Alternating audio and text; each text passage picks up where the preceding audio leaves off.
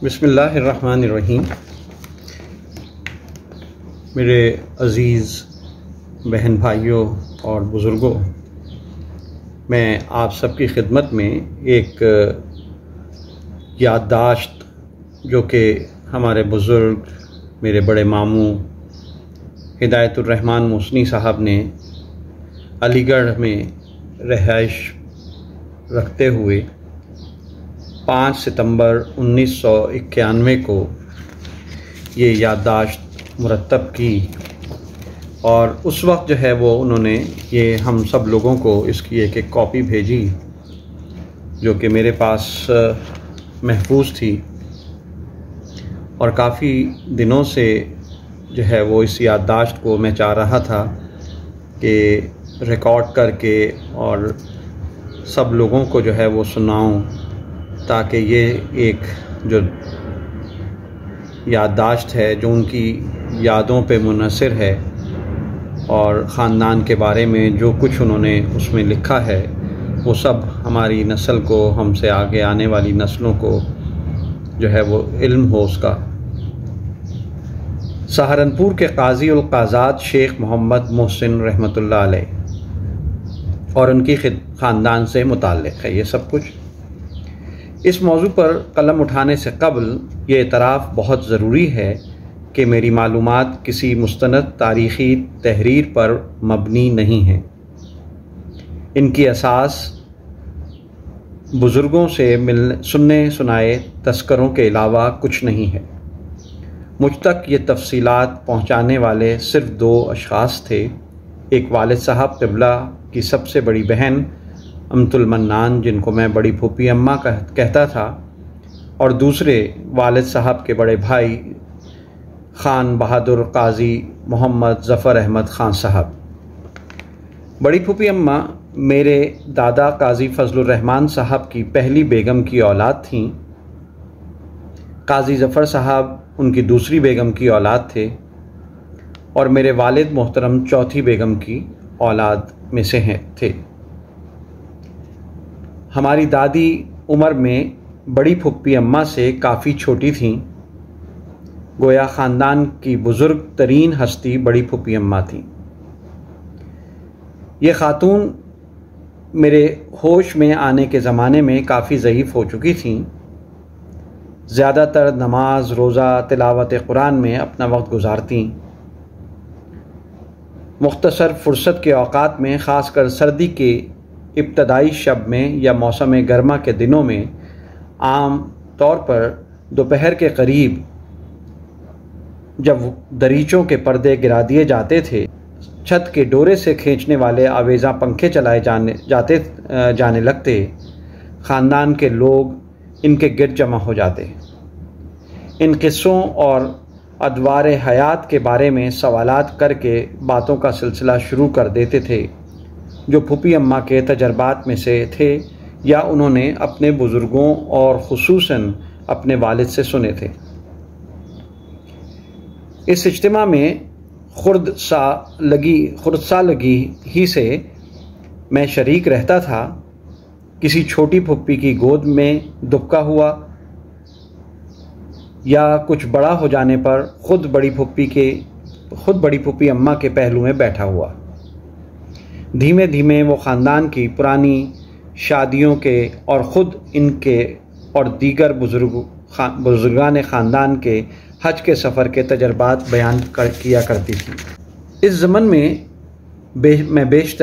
में बेशतर दीगर ख़ानदानी हालात की तफसीलात भी सुनने में आती थीं।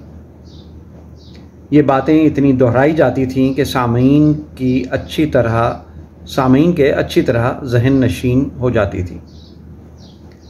जब मैं कुछ और बड़ा हुआ और कुरान शरीफ हिफ्ज़ करने के बाद महराब सुनाई तो बड़े ताए अब्बा काजी ज़फ़र अहमद साहब भी मुझ पर लुत्फ़ व इनायत की नज़र रखने लगे थे और मैं उनसे बात करने में बेतकल्लुफ़ हो गया था।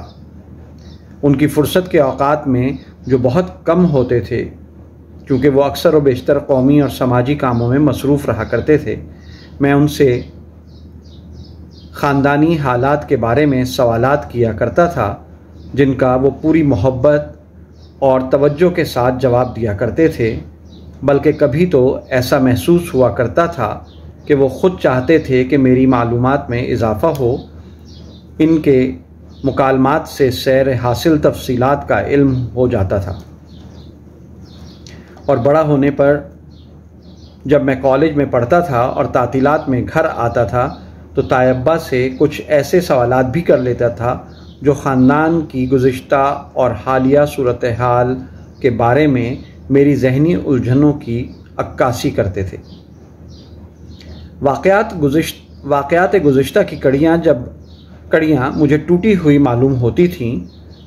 सिर्फ़ ये मालूम हो जाने से कि काज़ी मोहम्मद मोहसिन साहब के बेटे मोहम्मद कबीर थे, उनके बेटे सैफुद्दीन थे, इनके बेटे फ़ज़ल अली और इनके बेटे फ़हीमुद्दीन थे, तशफ़ी ना होती थी।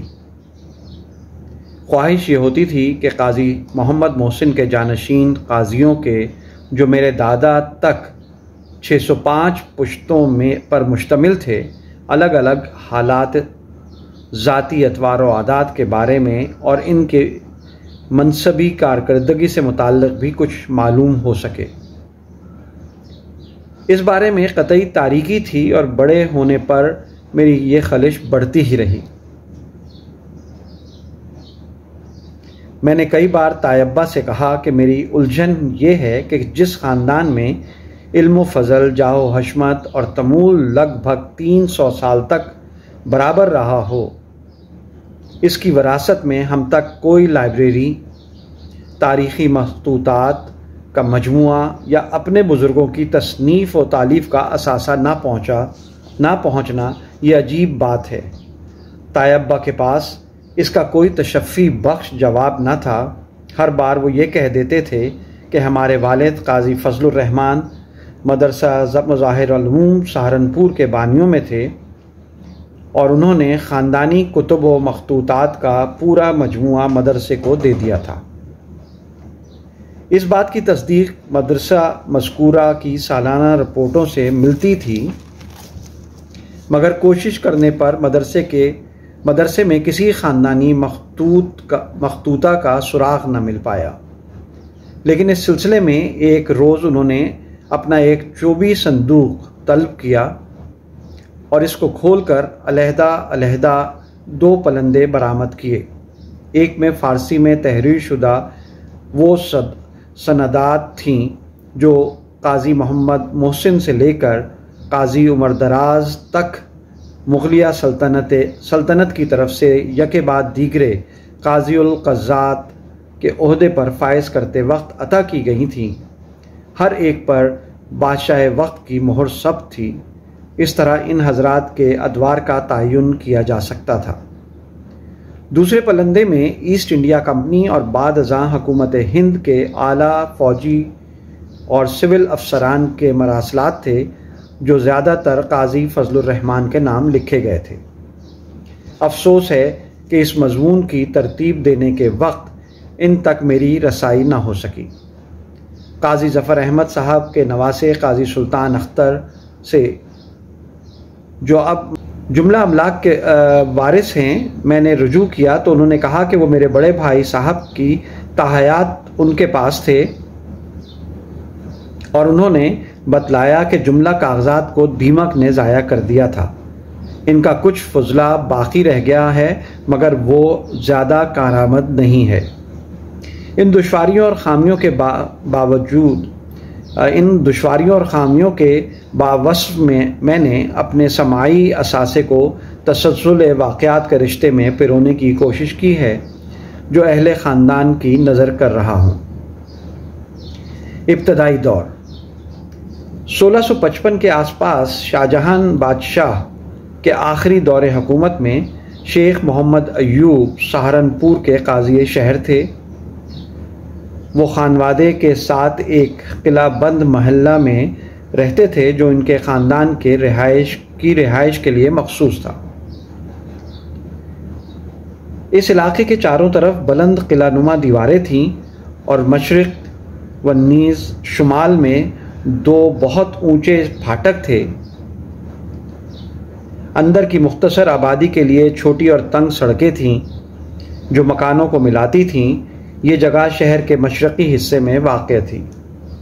इन खसूसियात का एक शिकस्ता हाल इलाका अब भी मौजूद है, जिसको मीर का कोट कहते हैं। 2 ऊंचे दरवाज़ों के निशानात से ये वही काजी शहर की रिहाइश की जगह मालूम होती है।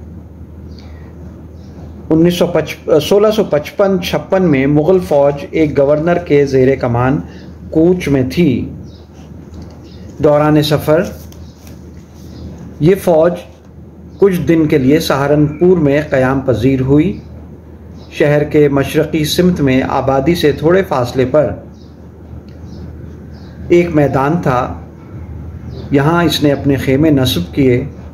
क़यासन ये वही मैदान हो सकता है जहाँ मौजूदा दौर में सालाना ज़िले की नुमाइश लगती है। मुग़ल फ़ौज के दस्ते हाथियों और घोड़ों पर सवार सुबह शाम गश्त के लिए शहर से गुजरते थे। एक दिन इनमें से एक दस्ता गश्त लगाता हुआ काजी के महल्ले के मशरक़ी दरवाज़े से अंदर दाखिल हो गया। गलियों से गुजरकर यह शुमाली दरवाज़े से बाहर निकल जाना चाहता था। जब हाथी मकानों के दरमियान से गुजर रहे थे तो छतों पर बैठी हुई काजी ख़ानदान की बेटियों का सामना हुआ। उन्होंने शोर-ओ-गुल मचाया और ख़ानदान के कुछ नौजवान बाहर निकलकर फ़ौज के आगे बढ़ने में मज़ाहम हुए।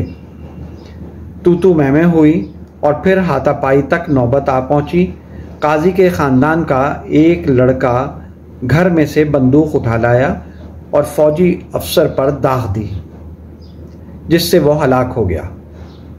फिर तो दोनों तरफ से डट कर मार धाड़ हुई। बहुत से लोग जख्मी हुए और कई मारे गए। फ़ौज वापस हो गई। जब इस हादसे की इत्तला कमांडर तक पहुंची तो वो बहुत बरहम हुआ और उसने फ़ौज को हुक्म दिया कि मौक़े वारदात पर वापस जाए और बिला इम्तियाज़ वहाँ के बाशिंदों पर गोली चलाए, मकानों को लूट ले और ख़ाली कराकर सबको राह फ़रार इख्तियार करने पर मजबूर कर दे। चुनांचे ये सब कुछ हुआ। बहुत से मर्द, औरतें और बच्चे मारे गए। खुद काजी मोहम्मद अय्यूब और उनका अकलौता बेटा शेख निज़ामुद्दीन शहीद हुए। अलगरज एक मैदान हशर बर्पा हो गया।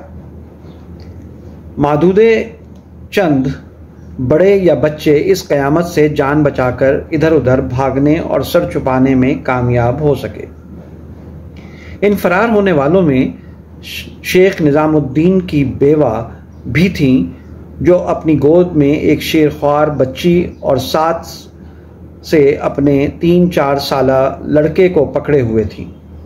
इस गौल के चंद लोग आसपास के जंगलों में जा छुपे। जो तवाना थे वो शहर से बाहर निकल भागे। शेख निज़ामुद्दीन की बेवा ने अपने दोनों कमसिन बच्चों को लिए कई दिन तक जंगल में छुपी रहीं और फिर कुछ साथियों की मदद से अपने मैके के करीबी कस्बे में जा पहुंची। मुझे याद आता है कि तायब्बा इस कस्बे की निशानदेही किया करते थे, जो मुझे याद नहीं रहा। ये अंदाज़ा ज़रूर है कि वो कोई मुज़फ़्फ़रनगर से मुल्हक़ा कस्बा था। शेख निज़ामुद्दीन के यतीम बेटे मोहम्मद मोहसिन ने मज़ीद 7-8 साल अपनी वालदा के पास ननिहाल में गुजारे। मकामी तौर पर बच्चों की तालीम के लिए जो वसाइल मौजूद थे उनसे फ़ायदा उठाया गया।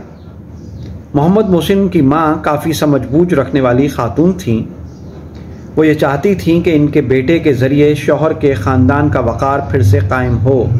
चुनाचे वो बराबर इस तगदौ में रहीं कि काजी मोहम्मद अय्यूब के उन वाक़िफ़कार उलमा से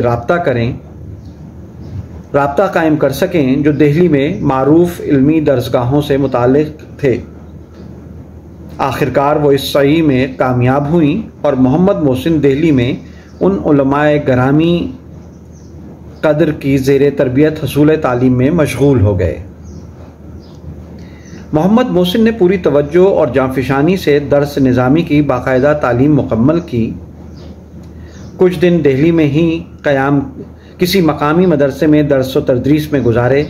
फिर वतन लौटने के इरादे का अपनी वालदा पर इजहार किया, मगर इनको बतलाया गया कि मौजूदा काजी शहर इनके ख़ानदान पर दरपे आज़ार है, इसलिए इसका सहारनपुर लौटना मसलहत के ख़िलाफ़ है और माँ के पास कस्बे में क़याम करना तज़ीह औक़ात होगी। इसलिए इनको मशवरा दिया गया कि कुछ दिन और हालात का जायज़ा लेकर आइंदा का लाएअमल बनाना चाहिए।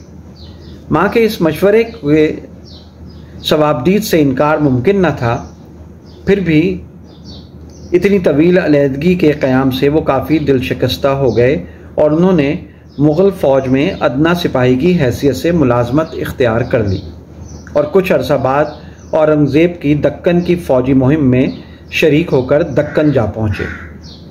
दक्कन में पहुँचकर मोहम्मद मोहसिन को फ़ौजी मसरूफ़ियात से जो वक्त मिलता वो तलक़ीन दीन व रुश्द व हिदायत, रोज़ा, नमाज और दर्स व तदरीस में सर्फ करते रहे।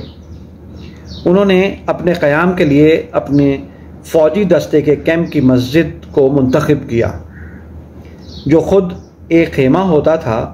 वहाँ वो नमाज पढ़ाने का काम भी सर अंजाम देते थे और मजहबी तालीम देने का भी। जब इनका फ़ौजी दस्ता जंगी मुहिम पर जाता तो इनको मकबूल मुजाहिदात तर्क कर देने पड़ते थे। कुछ ज़माना गुजरने पर इनका तबादला फ़ौज के एक दूसरे दस्ते में हो गया। ये फ़ौजी दस्ता बनफ्स नफीस शहनशाह औरंगज़ेब के ज़ेर कमान था। मोहम्मद मोहसिन यहाँ भी मस्जिद के खेमे में क़याम पजीर हुए और उन्होंने अपने मकबूल काम अंजाम देने शुरू कर दिए। शाही खेमा भी करीब ही था और बसा औक़ात औरंगज़ेब जमात नमाज में शरीक होते थे। मौलवी मोहम्मद मोहसिन का हर जुमे को आलमाना खुतबा सुनते थे। खुश इल्हान आलम दीन ने बहुत जल्द महसूस कर लिया कि बादशाह की तवज्जो इनकी जानिब रोज़ाना बढ़ती जाती है। एक रोज़ नमाज के इख्तिताम पर जब नमाजियों की तादाद छट गई तो औरंगज़ेब ने इनसे गुफ्तशनीद का रास्ता वाह किया। फिर अपने साथ इनको खेमा शाही में ले गए। यहाँ पहुँचकर बादशाह ने इनके बारे में दरियाफ्त हाल का मौजू छेड़ा और पूछा, ए जवान आलम दीन और शरीयत, ये बतलाओ कि जब तुम्हारे इल्म फ़ज़ल से मिल्लत व हुकूमत दोनों को अजीम फ़ायदा पहुँच सकता है, तुम एक सिपाही की मामूली ज़िंदगी क्यों गुजार रहे हो? अब मोहम्मद मोहसिन को अपनी ज़बान खोलनी ही पड़ी और इनकी ज़िंदगी की दिलगुदाज कहानी बादशाह वक्त के कानों तक पहुंच गई। इस वक्त मोहम्मद मोहसिन की उम्र 30 साल के करीब थी। औरंगज़ेब ने इनके लिए फ़ौरी अहकामात आमाल हुकूमत के नाम जारी किए और मोहम्मद मोहसिन दारुल खिलाफा की तरफ रवाना कर दिए गए। बादशाह की हिदायत थी, नंबर 1, इनको काज़ी उल क़ज़्ज़ात के मनसब पर फाइज किया जाए।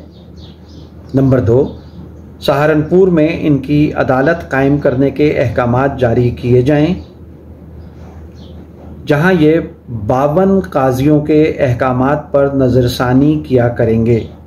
नंबर 3, अदालत आलिया की मुनासिब इमारत और काज़ी उल क़ज़्ज़ात के लिए रिहायशी मकानात की तामीर के वास्ते मुनासिब अखराजात हुकूमत की तरफ से फ़राहम किए जाएँ।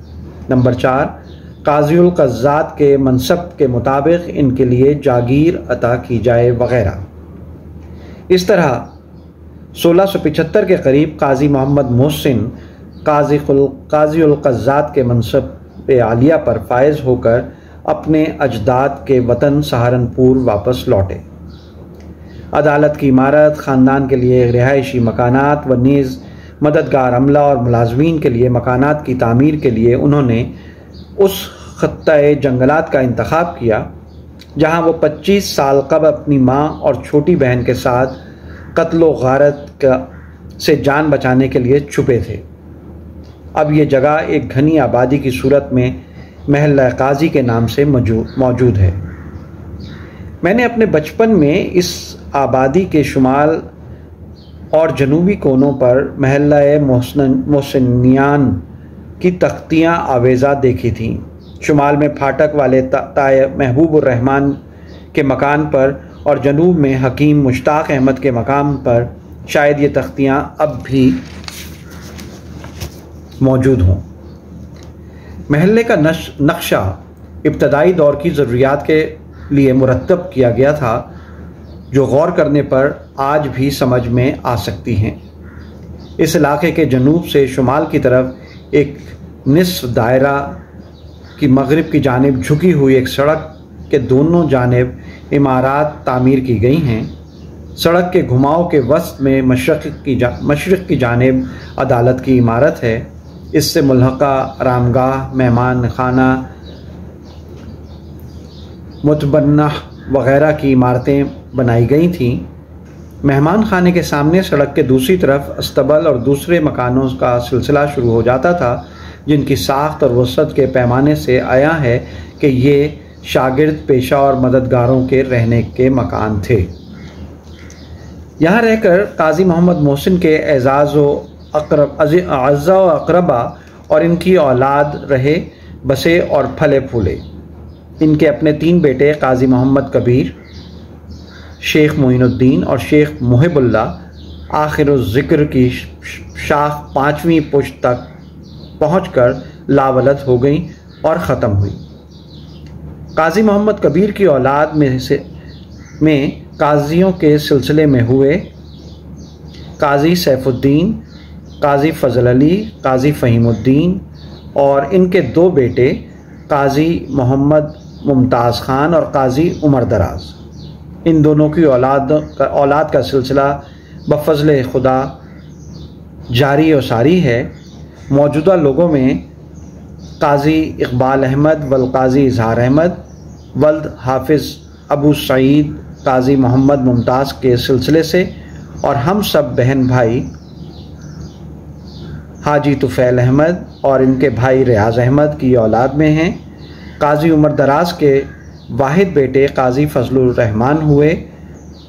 काजी फ़ज़लुर रहमान हमारे दादा थे। काजियों की मरकज़ी नस्ल के अलावा भी इनके भाइयों और भतीजों की नस्लों में बहुत से नामवर उलमा और फ़ुज़ला पैदा हुए। चंद के बारे में मालूमात बहम पहुँची हैं जो अपने ज़मानों में ज़िंदगी के मदारिज उज़्मा तक पहुँचे थे। मिसाल के तौर पर काजी मोहम्मद मोहसिन के बेटे शेख मुहिउद्दीन की 5वीं पुश्त में Sheikh Saifullah East India Company के दौर में मुंसिफ के ओहदे पर फायज रहे। इस ओहदे में हिंदुस्तानियों के लिए ये एक ओहदाए जलिया समझा जाता था। ऐसे ही शेख मोइनुद्दीन की 6ठी पुश्त में मोहम्मद ज़िक्रिया हैदराबाद दक्कन में कमिश्नरी के ओहदे से मुताल्लिक़ रहे। काजी मोहम्मद कबीर की औलाद में काजियों के अलावा दूसरे बेटों की औलाद भी अलूमुद्दीन दीन और दुनिया में फ़ुज़लाए रोज़गार में शुमार हुई। जैसे काजी मोहम्मद कबीर ही के एक और बेटे शेख कमालुद्दीन की औलाद में मौलाना हकीम मुश्ताक अहमद और इनके बेटे हकीम मुजीब अहमद तमन्नाई और हकीम रफ़ीक अहमद अपने ज़माने के मशहूर और जय्यद अत्तबा में शुमार किए जाते थे। ताहम इसमें शक नहीं कि काजी मोहम्मद मोहसिन की औलाद के शजरे के बेशुमार अफराद के बारे में हमारा इल्म मफ़कूद है। काजी उमर दराज से मुताल्लिक़ एक सबक आमोज़ वाक़या। काजी उमर दराज काजी फ़ज़लुर रहमान के वालिद और हमारे जद्द अमजद थे। बड़े तायब्बा इनके बारे में एक बहुत दिलचस्प और सबक आमोज़ वाक़या बयान फरमाया करते थे। उमर दराज काजी फ़हीमुद्दीन की दूसरी बीवी की औलाद थे। पहली बीवी से काजी मोहम्मद मुमताज़ ख़ान थे, ताए मुख्तार अहमद और ताए इजहार अहमद के दादा। उमर दराज बहुत कम उम्र थे तो उनके सर से वालिद का साया उठ गया। ख़ानदानी अमलाक दोनों भाइयों में तकसीम हो गए। उमर दराज की वालदा जवां साल और नातजर्बाकार थीं। घर बार की देखभाल के लिए उन्होंने अपने भाई को बुला लिया था। जो किसी दूसरी जगह के रहने वाले मामूली घराने के फर्द थे।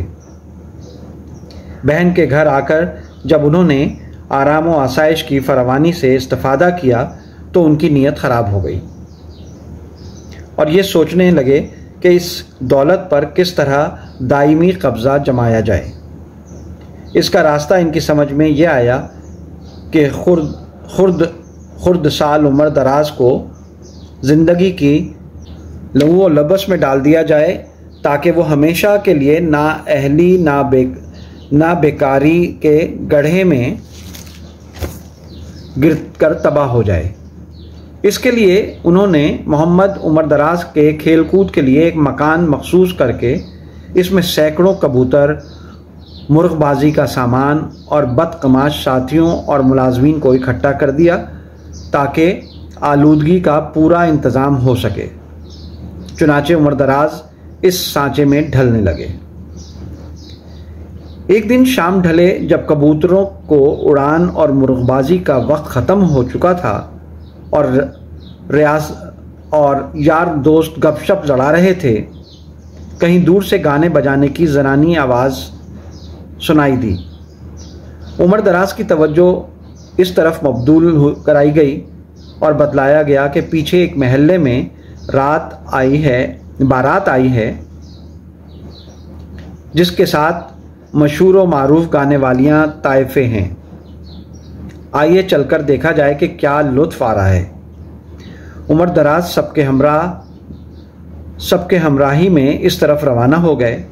बारात के शामियाने से कुछ फासले पर एक मकान की आड़ में ये लोग खड़े हो गए क्योंकि उमर दराज ने आगे चलने से इनकार कर दिया था।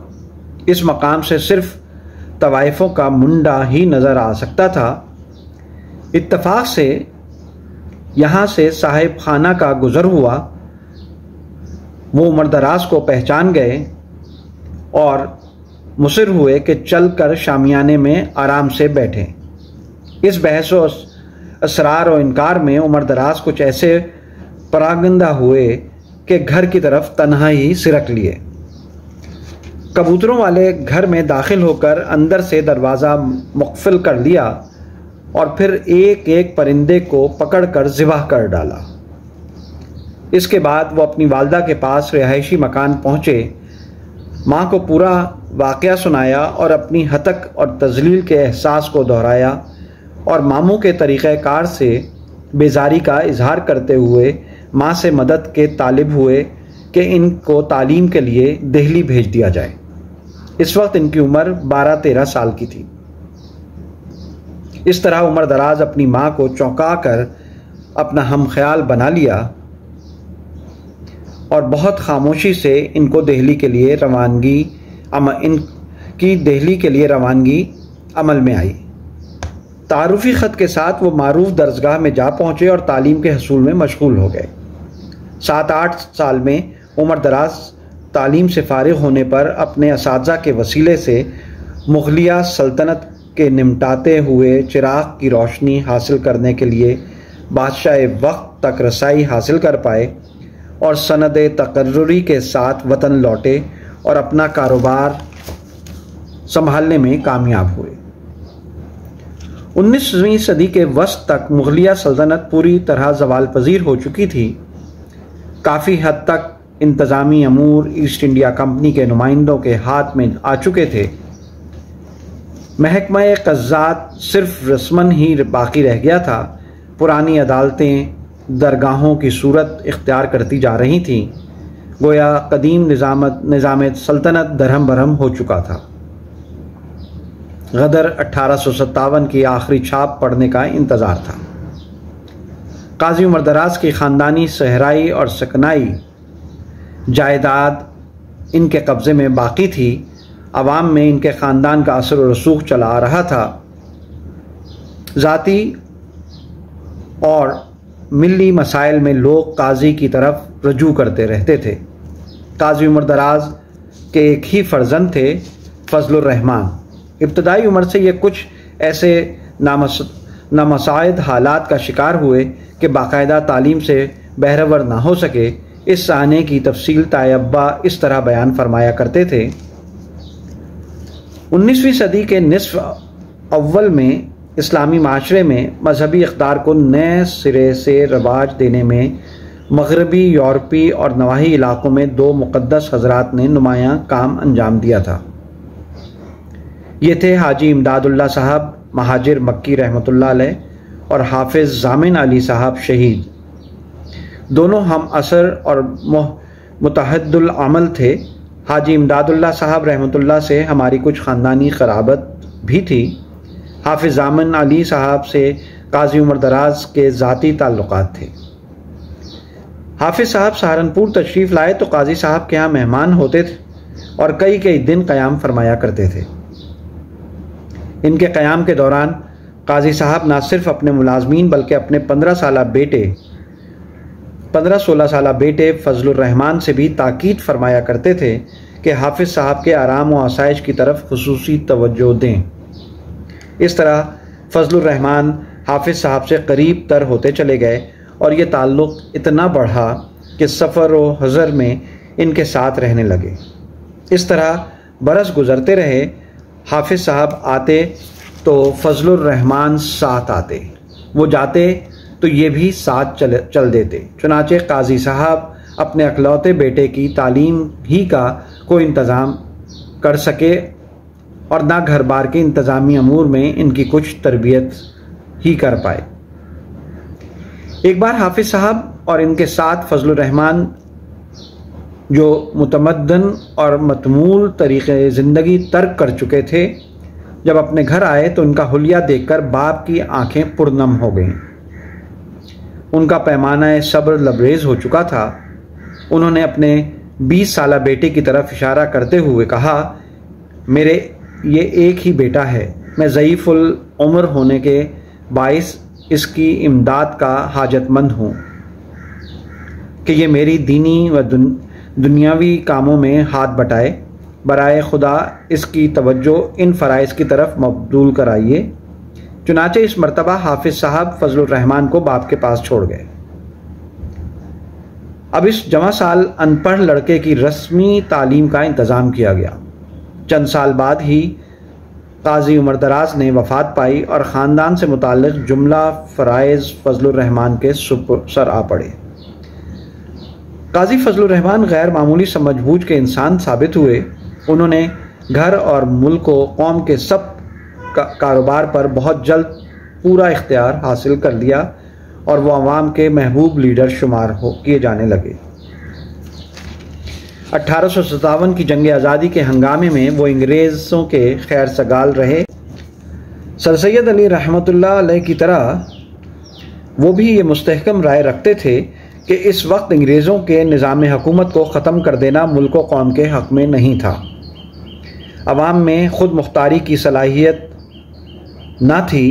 शुमाल में सिख और जनूब में मराठे सर उठा चुके थे और सोसाइटी सकून और आफियत को दरहम बरहम कर रहे थे।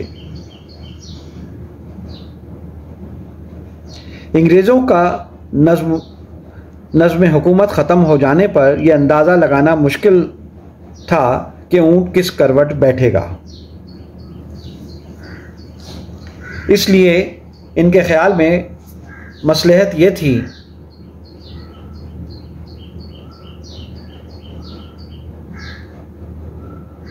कि जब तक मुल्क में जमहूरी इक़्तिदार का पूरा शऊर न पैदा हो जाए, अंग्रेज़ों की हुकूमत का साथ दिया जाए। इस ख्याल में काजी फजलुर रहमान के साथ दूसरे बासर हिंदू और मुसलमान अशख़ास भी थे। चुनाचे इन सब ने मिलकर अपने असर व रसूख से काम लिया और 1857 के पूरे हंगामे में सहारनपुर के अतराफ़ में अमन व अमान कायम रखने में ईस्ट इंडिया कंपनी के आमाल हुकूमत की मदद की और इस इलाके को बगावत के असरात से बचा लिया। मलका विक्टोरिया की हुकूमत का ऐलान होने पर मावनीन की जागीरों से नवाजा गया। काजी फजलुर रहमान को भी जागीर का वसी इलाका मिला जो इस्लाम नगर के नाम से मौसूम है।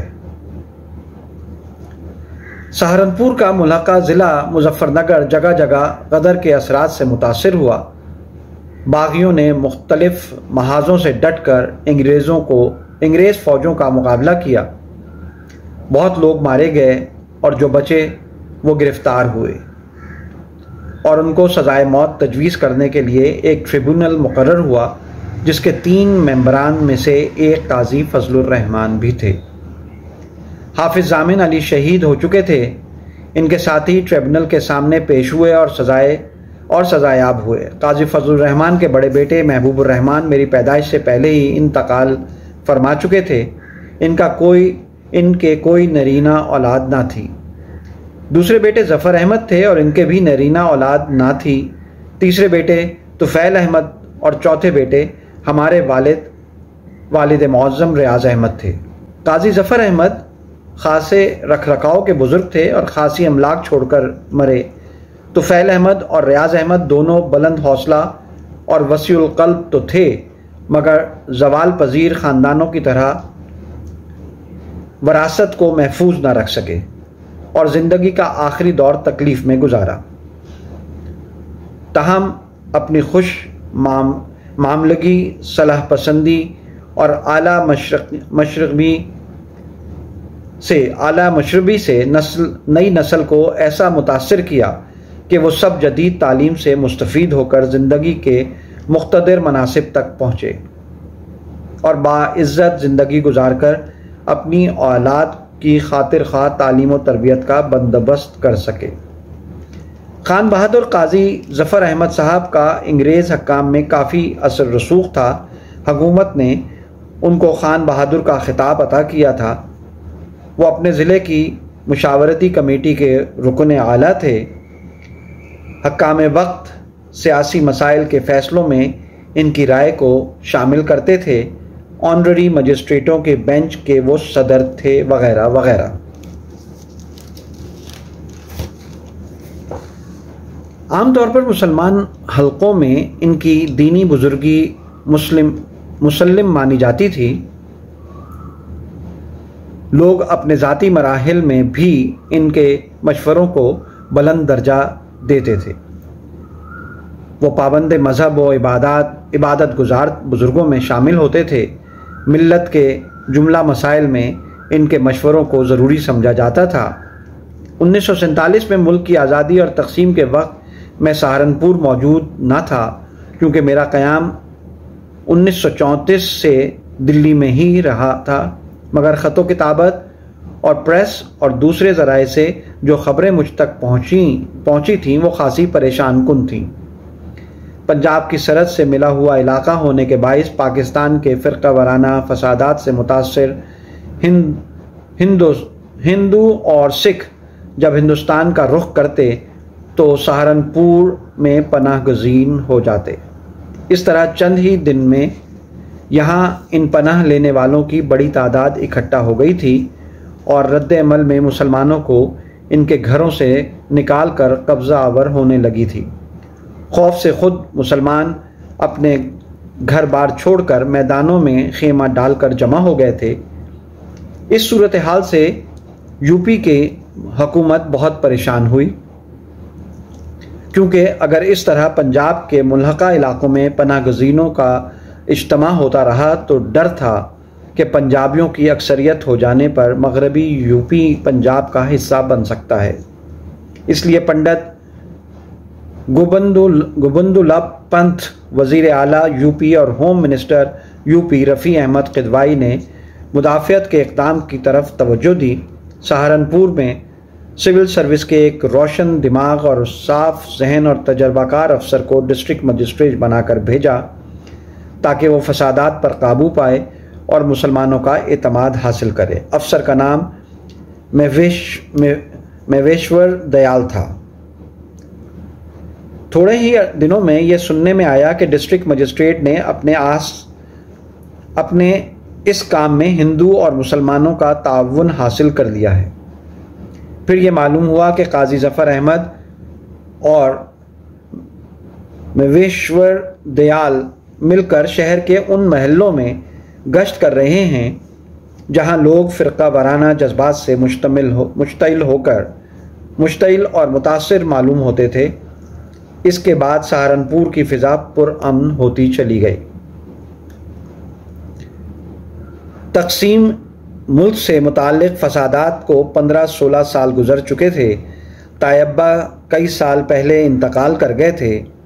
मैं मरकज़ी हुकूमत में एक्सपोर्ट के कंट्रोलर की हैसियत से काम करता था। अतराफ़ हिंद से आए हुए सनतकारों और कंपनियों और मुख्तलिफ़ इदारों के नुमाइंदों से मुलाकात करने का काम भी मेरे सुपुर्द था। एक दिन मिलने वालों की फहरिस्त में महवेश्वर दयाल PCS का नाम भी शामिल था, जो किसी इदारे के चेयरमैन की हैसियत से मिलने आए थे। मैं इस नाम को पहचान गया और कमरे से बाहर निकलकर कॉरिडोर में गया, जहां मुख्तलिफ अफसरान से मिलने वालों का मजमा था। अपने कमरे के सामने बैठे हुए लोगों में महवेश्वर दयाल सिंह को अंदाजे से मैंने पहचान लिया और इनकी तरफ बढ़ते हुए पूछा, आप महवेश्वर दयाल हैं? उन्होंने कहा, हाँ। मैंने इनका हाथ अपने हाथ में लिए अपने साथ कमरे में ले आया, फिर तायब्बा के वसीले से अपना तारुफ कराया। उन्होंने कहा, मुझे इस मुलाकात से बहुत खुशी हुई है, काजी साहब आपका जिक्र करते थे वगैरह वगैरह। मैंने कहा, दफ्तर से बाहर मैं आपके साथ आपका कुछ वक्त लेना चाहूँगा। उन्होंने मेरी सरकारी रिहाइशगाह का पता नोट कर लिया और शाम में वहाँ आने का इरादा किया। इंटरव्यू से मुताल्लिक़ गुफ्तगू बाद में वो रुखसत हो गए। इसी रोज़ बाद अज़ मग़रिब महवेश्वर दयाल साहब तशरीफ़ लाए और 1.5-2 घंटे क़याम में पूरे वक्त तायब्बा से इत्तेहादे अमल का जिक्र करते रहे। जब पुरआशोब दौर में वो इनके हमसफ़र थे। मरहूम के लिए इनके दिल में जो जज्बा एहतराम व मोहब्बत था, इसका अंदाज़ा लगाना मुश्किल है। इनका कहना था, काजी साहब मरहूम अल्लाह पर पूरा ईमान और भरोसा रखते थे और इसी जज्बे से इसकी मखलूक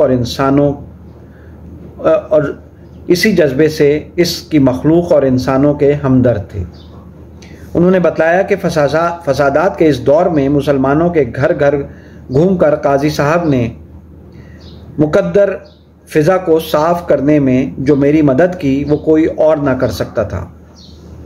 बकौल महवेश्वर दयाल साहब के, काजी साहब बहुत कम बोलते थे, मगर लोगों से जब बात करते थे वो यही होती थी कि कायनात में अच्छे और बुरे लोग होते हैं और झगड़े फसाद भी, मगर वो एक ताकत जो खालिक़े कायनात की हैसियत से कारफरमा है, सबकी यकसा तौर पर मुहाफ़िज़ व निगरान है और इस पर भरोसा करना ही ईमान मुतलक़ है। महवेश्वर दयाल साहब से तायब्बा के इखलास व मोहब्बत और खैर सगाली से मुताल्लिक़ जो तफसीलात मालूम हुई, वो मेरे या अहले ख़ानदान के इल्म में ना थी। काजी मोहम्मद मोहसिन की औलाद 19वीं सदी के अवाखिर में इल्म हुनर और बोध व पाश के सिलसिले में ज़वाल पज़ीर होना शुरू हो गई थी। रफ्ता रफ्ता सबकी अमलाक खुर्द बुर्द हो चुकी थी। क़ुव्वत अमल और माश के वसीले इनके लिए मफ़क़ूद हो चुके थे। इस महरूमी का एहसास भी बाकी ना रहा था। सब के सब ज़िंदगी के शिदायत का शिकार थे। अफराद ख़ानदान में सिर्फ हमारे वालिद काजी रियाज़ अहमद एक शख्स थे जो बचपन ही में सर सैयद के तालीमी तहरीक से मुतासिर थे, मगर अहले ख़ानदान से इसकी ज़रूरत और अहमियत से रूगर्दां थे।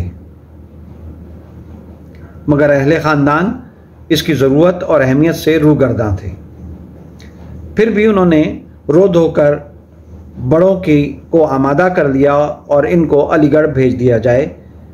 वहाँ पर हाई स्कूल तक तालीम भी हासिल की, मगर बावजूद इसके कि ख़ुद उनकी जायदाद तालीम का ख़र्च उठा सकती थी, इनकी तालीम के अखराजात बाकायदगी से उन तक ना पहुँच पाए और मजबूरन वो तालीम तर्क करके घर आ बैठे। अपने बच्चों की तालीम के वक्त तक वो काफ़ी माली दुश्वारियों में मुब्तला हो चुके थे और इनके मुस्तकबिल के बारे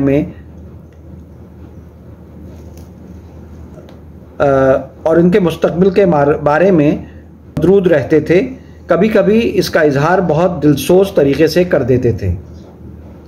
मैं स्कूल से फारिग होकर कॉलेज में दाखिल हो चुका था। तातीलात में जब घर आता तो इनको आइंदा साल के अखराजात के बारे में अक्सर मुतफक्किर पाता था। इसका इजहार वो कम ही करते थे, लेकिन कभी कभार ज़बान से कोई बात ऐसी निकल जाती थी कि सुनने वाले की आंखें नम हो जाती थी।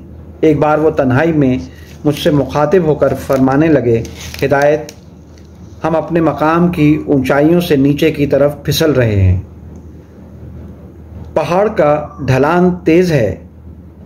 बाहर निकले हुए एक पत्थर के कोने पर मैंने अपना एक पैर जमा रखा है और दोनों हाथ फैलाकर तुम सबको नीचे लुढ़कने से रोक रहा हूं। लेकिन कब तक? सिर्फ इस उम्मीद पर सांस ले रहा हूं कि शायद आसमानी मदद आ पहुंचे। और वो आसमानी मदद आकर ही रही। आखिरकार जूं तूं करके इनकी सब औलाद आला तालीम से बहरावर हुई और आज अपनी औलाद के साथ बाइज्जत ज़िंदगी गुजार रहे हैं। मुल्क की आज़ादी के 14-15 साल बाद एक शाम तायब्बा के इंतकाल की खबर मिली और ये भी मालूम हुआ कि अगले दिन तजहीज़ो तकफीन होगी। अगले दिन अलसुबह मैं, मेरे भाई शमसुर रहमान और बरादर निस्बती मोहम्मद कमाल एक टैक्सी लेकर सहारनपुर के लिए रवाना हो गए। 11 बजे दिन के नवाह सहारनपुर में दाखिल हुए तो एक गैर मामूली हलचल कस्बों और देहात से गुजरते हुए महसूस हुई। आदमियों के गोल बसों ट्रकों में हरकत में थे। जब और करीब पहुंचे तो पैदल चलने वालों का इज़्दिहाम नज़र आया। सबका रुख सहारनपुर की तरफ था। अतराफ शहर तक पहुंचे तो इंसान उबले पड़ रहे थे। एक बहुत बड़ी जमात को मार्च करते देखा तो रुककर दरियाफ्त किया कि भाई क्या मामला है, कहाँ जा रहे हो? उनमें से किसी ने बताया कि सिगरेट फैक्ट्री आज बंद कर दी गई है, काजी शहर का इंतकाल हो गया है।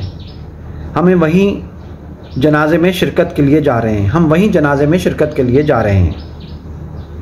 हमको कतई वहम और ख्याल न था कि इतनी भीड़ हमारी मंजिल की तरफ जा रही है।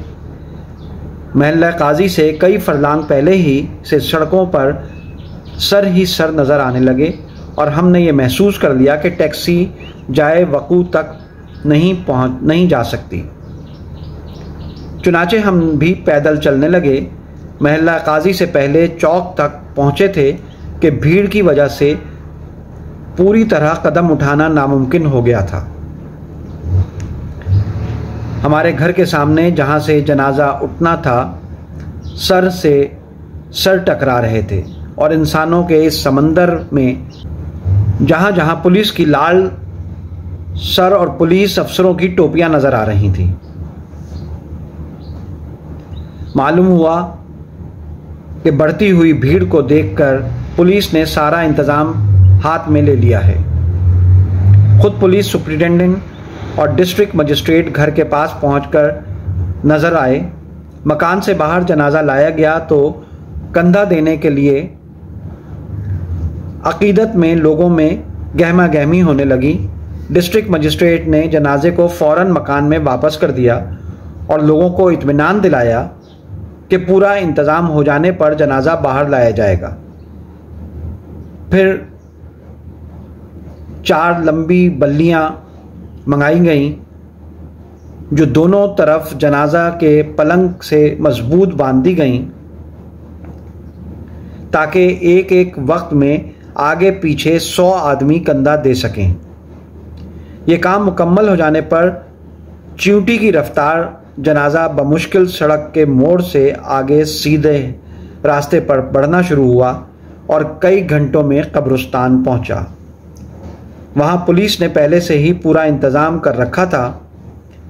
रास्ते के दोनों तरफ कब्र तक हदबंदी कर दी गई थी ताकि मिट्टी देते वक्त लोग एक दूसरे को रोन ना सकें और 4-4 आदमियों की सफ़ आगे पीछे कब्र तक जा सके। मैंने बहुत बड़े जनाज़ों के इज्तिमा देखे हैं। इनमें गांधी जी का, पंडित नेहरू और मौलाना आज़ाद के जनाजे भी शामिल हैं। यकीनन इनमें इज्तिमा बहुत ज़्यादा था, मगर काजी ज़फ़र अहमद साहब के जनाजे में जो जज्बा-ए अक़ीदत शामिल था, इसकी मिसाल मेरी नज़र में नहीं गुज़री है।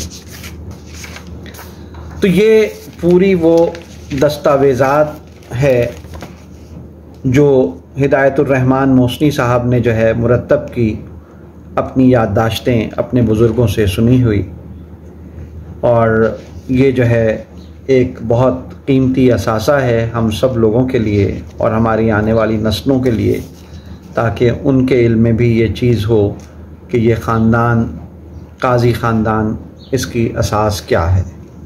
बहुत बहुत शुक्रिया।